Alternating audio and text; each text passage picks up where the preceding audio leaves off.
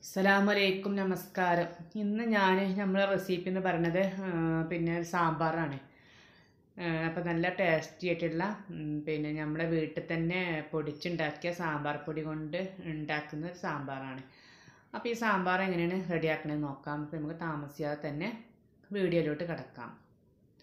അപ്പോൾ സാമ്പാർ റെഡിയാക്കാൻ വേണ്ടി ഞാൻ കുറച്ച് പരിപ്പ് വെള്ളത്തിലിട്ട് കുതിർത്തിയിട്ടുണ്ടായിരുന്നു. അപ്പോൾ വെള്ളത്തിലിട്ട് വെച്ചാൽ പരിപ്പൊക്കെ ഒന്ന് വേഗം വെന്ത് കിട്ടാൻ വേണ്ടി വെള്ളത്തിലിട്ട് വെച്ചാണ്. ഞാൻ മൺചട്ടിയിലാണ് ഈ പരിപ്പ് വേവിക്കുന്നത്. ആദ്യം നമ്മൾ കുക്കറിൽ വേവിച്ചാലും മതി. വെള്ളത്തിൽ ഇട്ടിട്ടില്ലെങ്കിൽ നമുക്ക് കുക്കറിലിട്ടിട്ട് 2-3 വിസിലടിച്ചാൽ പരിപ്പൊക്കെ നല്ല വെന്ത് കിട്ടും. അങ്ങനെ ചെയ്യാം. അപ്പോൾ ഞാൻ അതിലേക്ക് കുറച്ച് മഞ്ഞൾപ്പൊടിയും ഉപ്പും ഇട്ടിട്ട് കുറച്ച് വെള്ളം ഒഴിച്ചിട്ട് ആദ്യം പരിപ്പൊന്ന് വേവിച്ചെടുക്കാം. വെള്ളത്തിലിട്ട് കുതിർത്ത പരിപ്പാകുമ്പോൾ ഒന്ന് വേഗം വെന്ത് കിട്ടുമല്ലോ.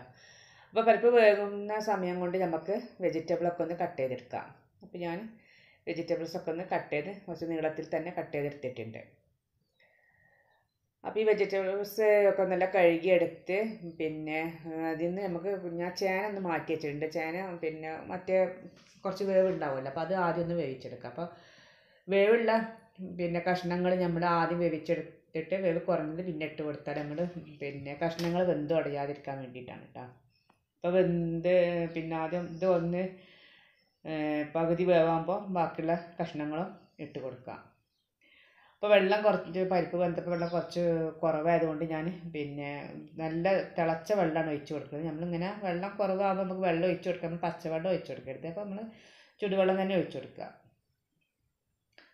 അപ്പോൾ അങ്ങനെ ചേന കുറച്ച് വേവൊക്കെ ആയിട്ടുണ്ട്. അപ്പം ഇനി ബാക്കിയുള്ളതും കൂടെ ഇട്ട് കൊടുക്കാം. അപ്പോൾ വെള്ളം കുറവായപ്പോൾ ഞാൻ കുറച്ച് ചുടുവെള്ളം ഒഴിച്ച് കൊടുത്തതാണ്.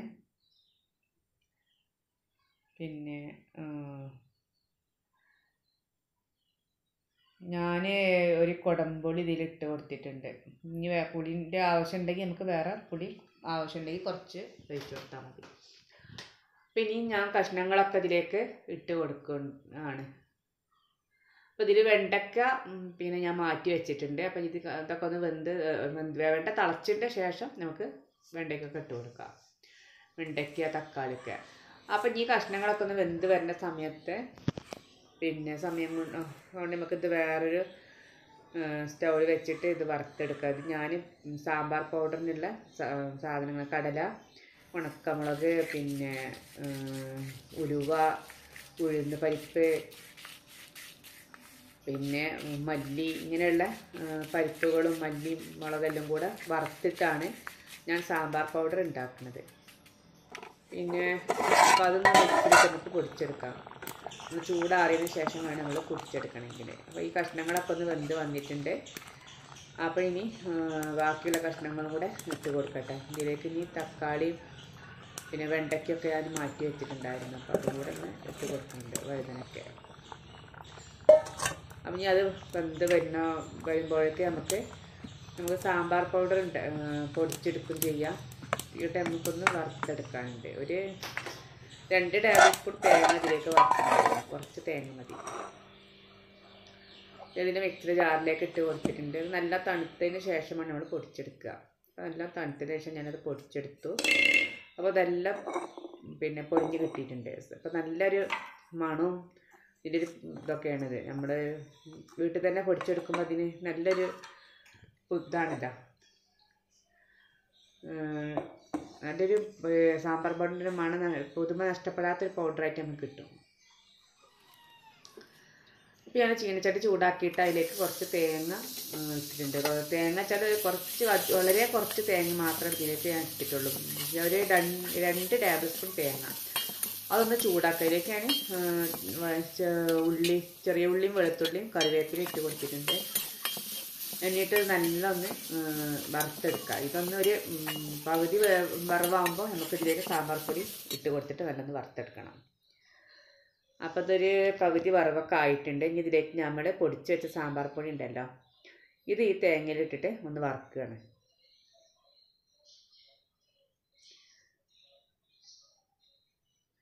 ഇതിലേക്ക് നമ്മൾ വേറെ മസാലപ്പൊടികളൊന്നും നമ്മൾ ഈ സാമ്പാറിലേക്ക് ചേർത്തുന്നില്ല. മുളക് പൊടിയോ പിന്നെ മല്ലിപ്പൊടി ഒന്നും ചേർത്തിട്ടില്ല. ഈ സാമ്പാർ പൗഡർ മാത്രം, ഇത് മാത്രമാണ് നമ്മൾ ഇതിലേക്ക് ചേർക്കുന്നത്. പിന്നെ ഇതിലേക്ക് നമുക്ക് വേണമെങ്കിൽ പിന്നെ കായപ്പൊടി ഇട്ട് കൊടുക്കാം. അല്ലെ കായാണെങ്കിൽ ആ കായത്തിൻ്റെ ഒരു കഷ്ണം ഈ തേങ്ങയിലെ കൂട്ടത്തിലിട്ടാലും മതി. ഞാൻ ഇപ്പോൾ കായ പൗഡറാണ് ഇടുന്നത്. അപ്പോൾ അത് വറവായിട്ടുണ്ട്. ഞാൻ പിന്നെ ചീനച്ചട്ടി എന്നൊരു പ്ലേറ്റിലേക്ക് മാറ്റിയിട്ടുണ്ട്. ചൂടാറിയതിന് ശേഷം നമുക്കിത് വറുത്തെടുക്കാം, അങ്ങനെ അരച്ചെടുക്കണം.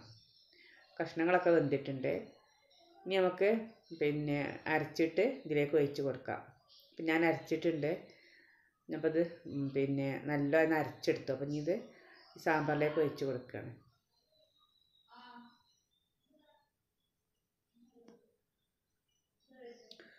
കുറച്ച് പൊടിയും കൂടെ ഞാൻ ഇതിലേക്ക് പിഴിഞ്ഞൊഴിക്കുന്നുണ്ട്.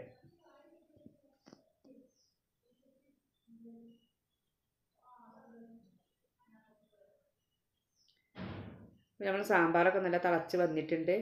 ഇപ്പം കണ്ട നല്ല ടേസ്റ്റി ആയിട്ടുള്ള നല്ല മണവും രുചിയൊക്കെ ഉള്ള സാമ്പാറാണ് ഇവിടെ റെഡി ആയിട്ടുള്ളത്. നമ്മൾ വീട്ടിൽ തന്നെ നല്ല പൊടിച്ചെടുത്ത സാമ്പാർ പൊടി ആയതുകൊണ്ട് ഇത് നല്ല ടേസ്റ്റിയാണ്. വിവിധ തരം പരിപ്പുകളൊക്കെ ചേർത്ത് പൊടിച്ചെടുത്ത സാമ്പാർ പൊടിയാണല്ലോ. അപ്പോൾ കുറച്ച് നല്ലൊരു ടേസ്റ്റും ഒരു കൊഴുപ്പൊക്കെ ഉണ്ടാവും. ഇനി നമുക്ക് ഈ സാമ്പാറൊന്ന് പിന്നെ വാറ്റൽമുളകും കറിവേപ്പിലൊക്കെ ഒന്ന് മൂപ്പിച്ചിട്ട് ഇതിലേക്ക് ഒഴിച്ച് കൊടുക്കാം. അപ്പോൾ അതിന് വേണ്ടി ഞാൻ ചീനച്ചട്ടി ചൂടാക്കിയിട്ടുണ്ട്. അതിലേക്ക് കുറച്ച് വെളിച്ചെണ്ണ ഒഴിച്ച് കൊടുത്തു. ഇനി പിന്നെ വെളിച്ചെണ്ണ ചൂടായിട്ടുണ്ട്. പിന്നെ കടുക് ഇട്ട് കൊടുക്കുന്നുണ്ട്. ഈ കടുകൊന്ന് പൊട്ടി വരുന്ന സമയത്ത് വറ്റൽമുളക് ഇട്ട് കൊടുക്കാം.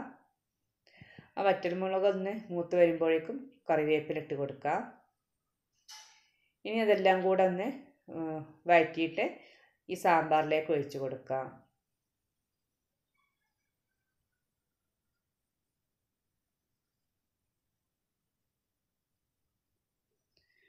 സാമ്പാറിലേക്ക് ഒഴിച്ചു. അപ്പോൾ നമ്മൾ സാമ്പാർ നല്ല റെഡി ആയിട്ടുണ്ട്. നല്ല അടിപൊളിയായിട്ടുള്ള സാമ്പാറാണ്. തമിഴ്നാട് സ്റ്റൈൽ സാമ്പാറാണ്. അപ്പോൾ പിന്നെ ഈ വീഡിയോ എല്ലാവർക്കും ഇഷ്ടപ്പെട്ടിട്ടുണ്ടെങ്കിൽ നിങ്ങൾ ലൈക്ക് ചെയ്യാനും ഷെയർ ചെയ്യുക, കമൻറ്റ് ചെയ്യാനൊന്നും മറക്കരുത്. നിങ്ങൾ എൻ്റെ ചാനൽ ആദ്യമായിട്ട് കാണുകയാണെങ്കിൽ ഒന്ന് സബ്സ്ക്രൈബ് ചെയ്തിട്ട് തൊട്ടടുത്തുള്ള ബെല്ലേക്ക് ഒന്ന് ക്ലിക്ക് ചെയ്യുക.